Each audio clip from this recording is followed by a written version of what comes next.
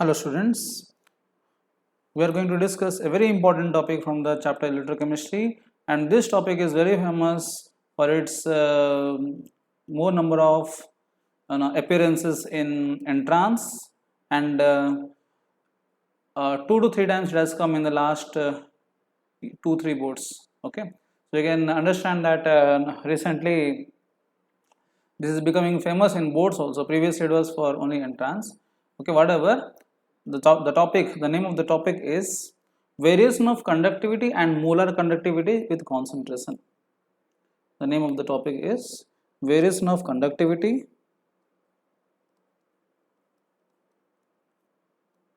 and molar conductivity. मतलब last class में हम लोग डिस्कस किए थे conductivity and molar conductivity, how they are varying with concentration of the solution, and molar conductivity with the concentration. Very interesting topic. Let's go into this. आपको सबके सब बहुत जल्दी क्लियर हो जाएगा.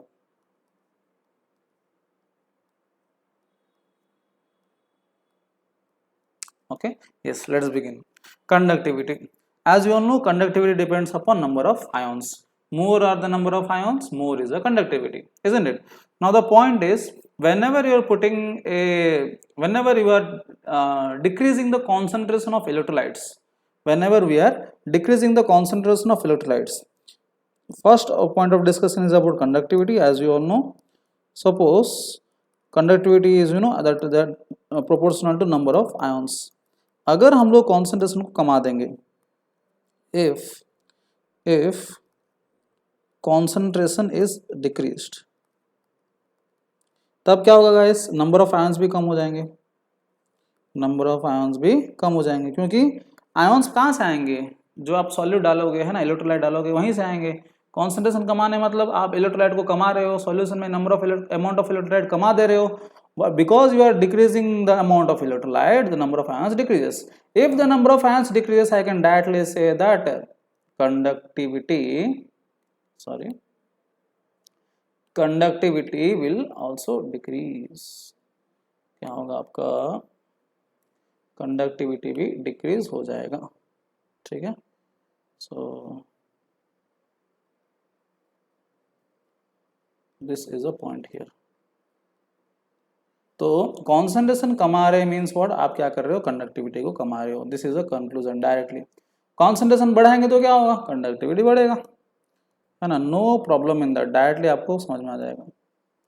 ज़्यादा अमाउंट ऑफ डालेंगे सॉल्यूट, कॉन्सेंट्रेशन बढ़ेगा, कॉन्सेंट्रेशन बढ़ेगा तो कंडक्टिविटी बढ़ेगा. ठीक है, कंडक्टिविटी का हो गया. बट दूसरा क्या है गाइस? Molar conductivity. इसमें थोड़ा सा सोचना पड़ता है, थोड़ा सा, ज़्यादा नहीं, हो जाएगा. आप सोच लेंगे, आप सब एक्सपर्ट हो सोचने में, है ना. So second one is molar conductivity.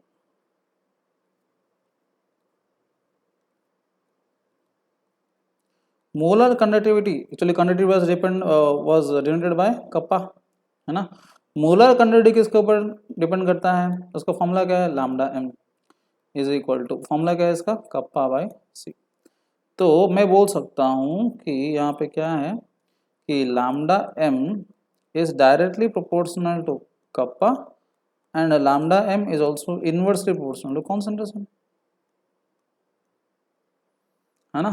तो देखिए यहीं पर थोड़ा प्रॉब्लम है. क्या प्रॉब्लम है? मोलर कंडक्टिविटी फिर कंडक्टिविटी के ऊपर डिपेंड कर रहा है. पहला केस में देखिए, इफ कॉन्सेंट्रेशन इज डिक्रीज्ड, ठीक है, अगर कॉन्सेंट्रेशन को कमाया जाए, कॉन्सेंट्रेशन इज डिक्रीज्ड, तब क्या होगा? कप्पा क्या होता था? देखिए, कॉन्सेंट्रेशन कमाने पर क्या हो रहा था? कप्पा कंडक्टिविटी डिक्रीज हो रहा था. तो कप्पा क्या होगा? कम होगा. अगर कप्पा कम होगा, lambda M directly proportional to kappa है ना, तो लैम्डा एम भी क्या होगा? कम हो जाएगा, है ना. तो यहां से पता चला ये रिलेशन से कि कॉन्सेंट्रेशन कमाने पर क्या हो रहा है? लैम्डा एम कम हो रहा है, because concentration depend to kappa, kappa जो है लैम्डा एम से जुड़ा हुआ है. दूसरा देखिए यहाँ पर, if concentration is decreased, concentration and lambda M क्या है, इनवर्सली प्रोपोर्शनल है, तो लैम्डा एम क्या होना चाहिए, बढ़ना चाहिए ना, इनवर्सली प्रोपोर्शनल है तो बढ़ेगा ना। तो यहाँ पे देखिए लैम्डा एम यहाँ पे कॉन्सेंट्रेशन कमाने पर लैम्डा एम बढ़ रहा है, और कॉन्सेंट्रेशन कमाने पर लैम्डा एम बढ़ रहा है, कम रहा है बढ़ रहा है, कम रहा है बढ़ रहा है, दोनों में से किसको लें, किसको लें, दैट इज अ पॉइंट। सो यहाँ पे छोटा सा कंफ्यूजन है, छोटा सा confusion, that also can be clear very easily, बहुत सिंपल है गाइस। देखिए यहाँ पे हम जब दोनों ले रहे हैं तो एक फैक्टर दूसरे फैक्टर के ऊपर क्या कर लेता है, डोमिनेट कर लेता है। जब दो दो फैक्टर्स होते हैं ना, तो इस केस में देखिए जैसे दो दो फैक्टर है, कॉन्सेंट्रेशन कम हो रहा है अच्छा है, लेकिन कॉन्सेंट्रेशन कम होने पर कंडक्टिविटी कम होता है, कंडक्टिविटी कम होने पर लैम्डा एम को कमा देता है।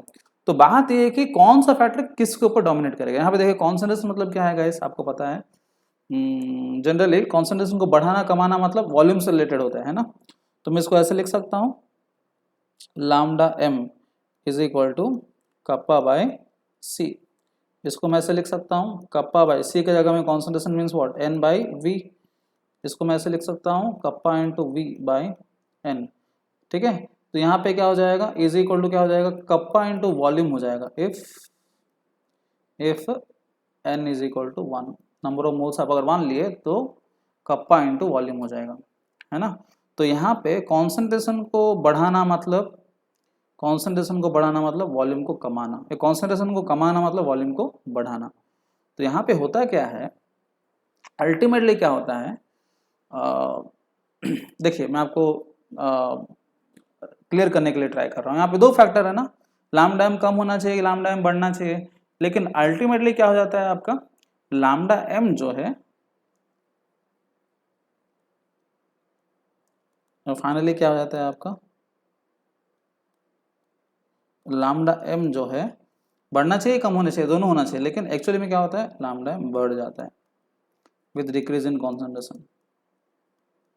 मतलब किसको फॉलो कर रहा है वो, मतलब ये एक्सपेरिमेंटली देखा जा रहा है, मैं बोल रहा हूँ इसलिए नहीं, ऐसा नहीं हो रहा है, एक्सपेरिमेंटली प्रूव किया गया है कि कॉन्सेंट्रेशन कम होने पर लैम्डा एम बढ़ रहा है ना। तो कॉन्सेंट्रेशन कम होने पर लैम्डा एम बढ़ रहा है, मतलब ये दूसरा वाला फैक्टर डोमिनेट कर रहा है किसके ऊपर, पहला फैक्टर के ऊपर। तो इसको मैं डिस्क्राइब करने के लिए चाहता हूँ। तो यहाँ पे क्या हो गया, मैं लिख सकता हूँ कंक्लूजन इज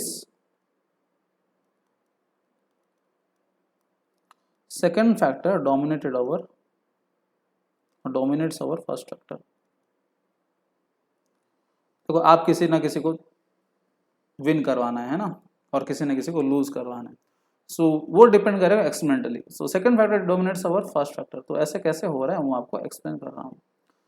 तो मैं जब बोल रहा हूँ फिजिकली देखिएगा, फिजिकली समझने के लिए ट्राई कीजिएगा, ठीक है। मैं जब बोल रहा हूँ कि कॉन्सेंट्रेशन कम हो गया, क्या बोल रहा हूँ मैं, कॉन्सेंट्रेशन कम हो गया। जब कॉन्सेंट्रेशन कम हो गया तो पर यूनिट वॉल्यूम में आयंस क्या होंगे, कम हो जाएंगे ना। कॉन्सेंट्रेशन जब कम हो गया तो पर यूनिट वॉल्यूम में आयंस क्या हो जाएंगे, कम हो जाएंगे, जिसकी वजह से कंडक्टिविटी कम हो रहा था, कप्पा उसी की वजह से क्या हो रहा था, कम हो रहा था। कॉन्सेंट्रेशन कम होने पर conductivity means what, the number of ions per unit volume of the solution.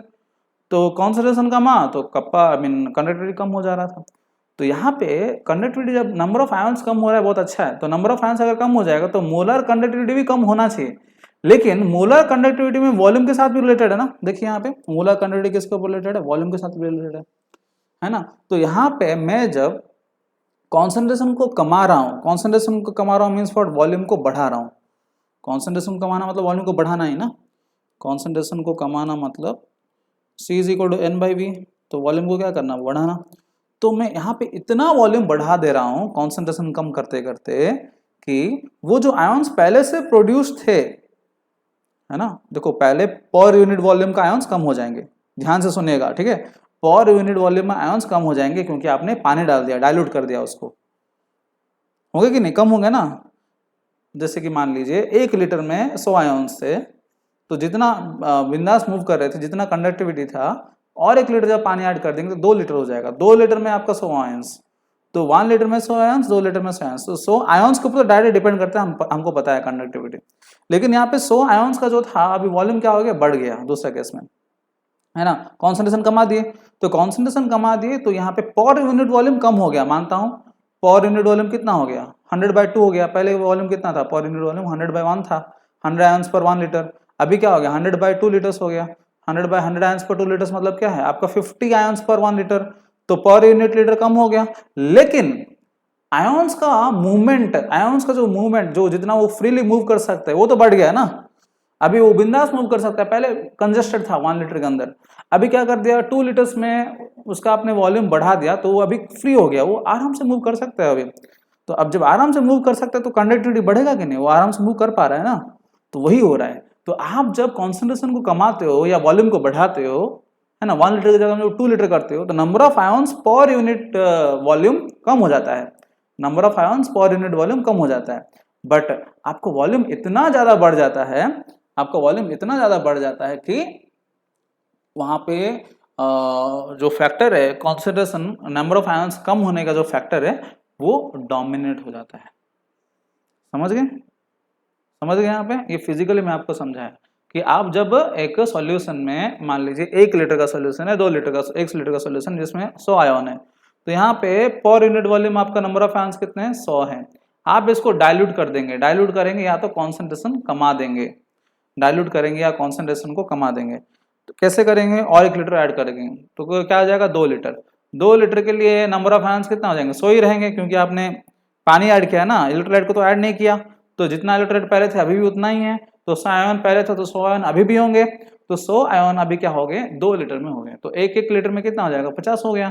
तो 1-1 लीटर में आप अगर कंडक्टिविटी देखेंगे तो कम हो जाएगा ना, 1 लीटर में पहले 100 था लेकिन यहाँ पे 1 लीटर में 50 हो गया। तो हम बोल रहे हैं कि कंडक्टिविटी कम हो जाता है बिकॉज आपने कॉन्सेंट्रेशन को कमा दिया या वॉल्यूम को बढ़ा दिया। लेकिन क्या हो रहा है गाइस, आप जब वॉल्यूम को बढ़ा दिए, यहाँ पे आयंस को मूव करने के लिए, फ्रीली मूव करने के लिए चांस मिल जाएगा, जिसकी वजह से कंडक्टिविटी बढ़ जाएगा। तो यहाँ पे क्या हो रहा है, increase in volume is dominating over decrease in number of ions per unit volume. समझ गए, increase in volume is dominating over number of ions present in unit volume. फिर से बता रहा हूं, decrease in volume, sorry, increase in volume dominates over decrease in number of ions per unit volume. ठीक है, this is the conclusion, the second factor dominates over first factor. और मैं clearly अगर यहाँ पे लिखूं तो लिख सकता हूं कि क्या लिख सकते हैं, यहाँ पे एग्जाम्पल देके लिख दे रहा हूँ, ठीक है, आपको समझ में आए जैसे। ठीक है, पहले क्या था, मान लीजिए 100 आयंस इन 1 लीटर था, ठीक है, तो पर यूनिट वॉल्यूम कितना है, पर यूनिट वॉल्यूम 100 आयंस है, 100 आयंस क्या लिख सकता हूँ पर यूनिट वॉल्यूम। आप इसमें और 1 लीटर को ऐड कर दिए, और 1 लीटर को ऐड करना मतलब क्या है, वॉल्यूम को बढ़ाना, कॉन्सेंट्रेशन को कमाना।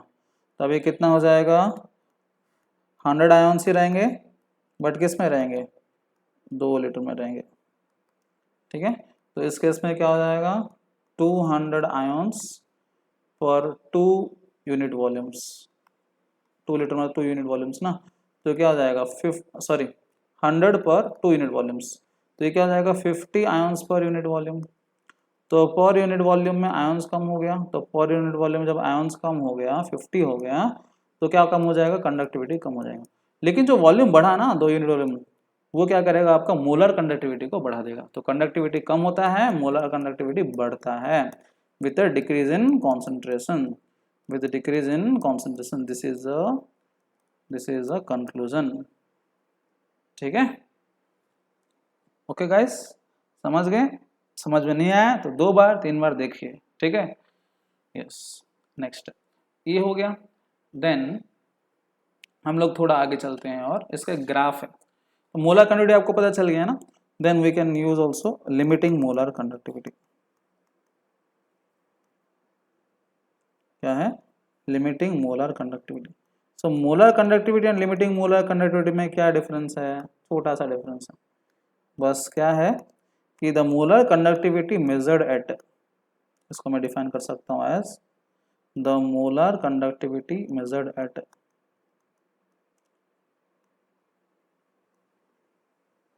0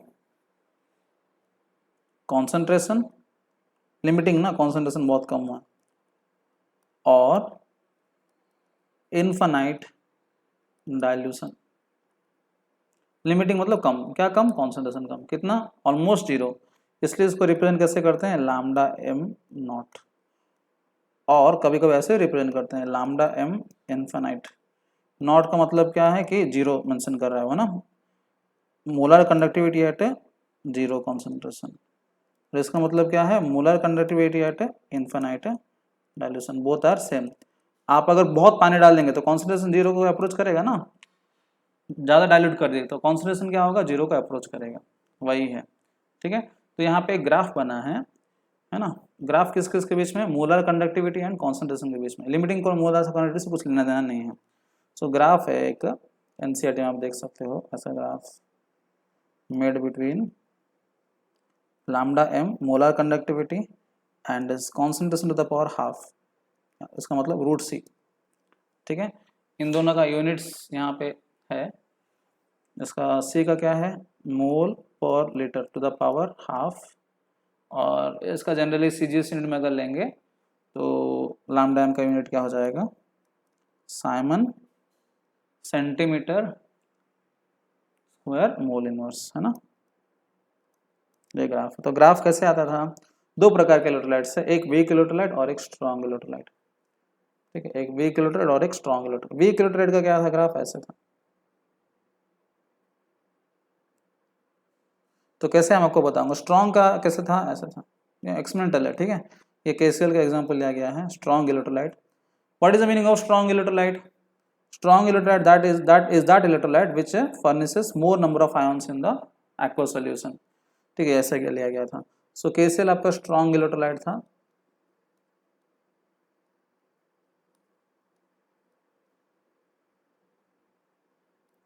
ठीक है, और आपका CH3COH वीक इलेक्ट्रोलाइट है।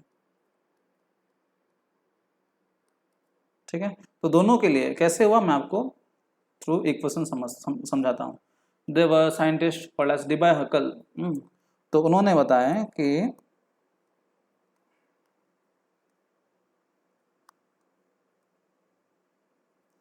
कि आपका स्ट्रॉन्ग इलेक्ट्रोलाइट्स के लिए एक इक्वेशन बन रहा था, मैथमेटिकल इक्वेशन। क्या था वो, limiting molar conductivity at given concentration is equal to molar conductivity at given concentration is equal to limiting molar conductivity minus A into C to the power half, ऐसे करके उनका एक इक्वेशन था। तो equation को समझने के लिए ट्राई कीजिए।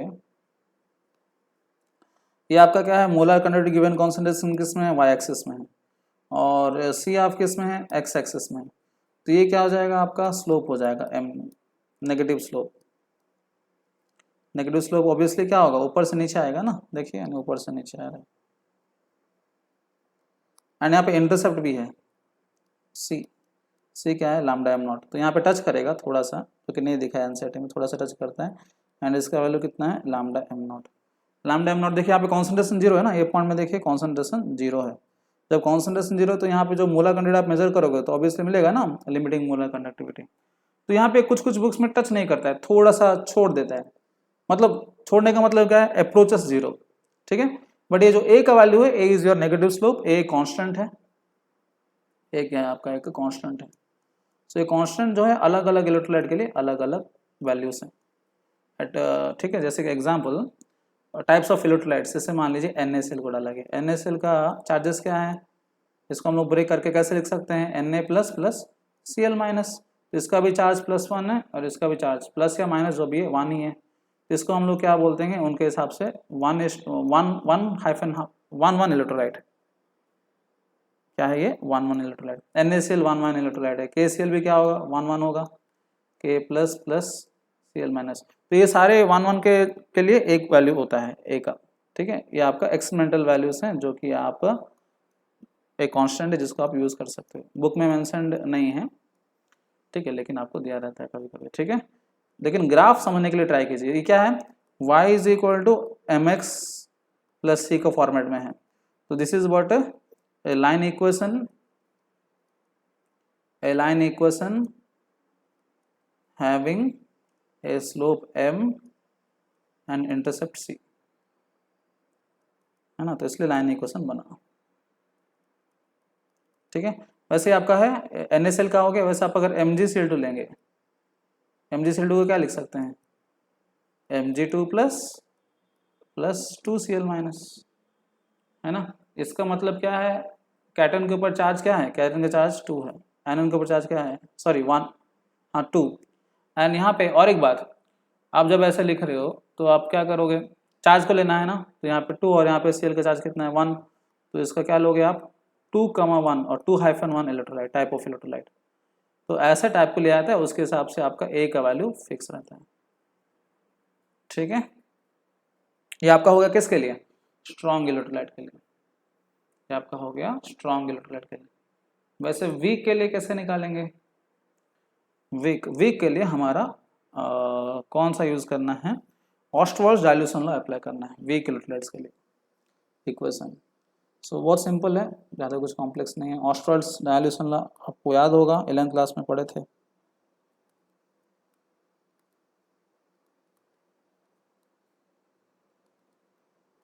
है ना, तो ऑस्टवर्ड्स डाइल्यूशन लॉ हमें क्या बताता था गाइस, हमें बताता था कि अल्फा इज इक्वल टू, है ना, वीक एसिड्स के लिए अल्फा इज इक्वल टू, ये क्या है, रूट ओवर ऑफ KA/C, ये था ना।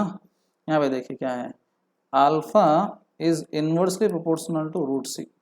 अल्फा क्या है, alpha is degree of dissociation, मतलब कितना ब्रेक किया, कितना डिसोसिएट किया, कौन, इलेक्ट्रोलाइट।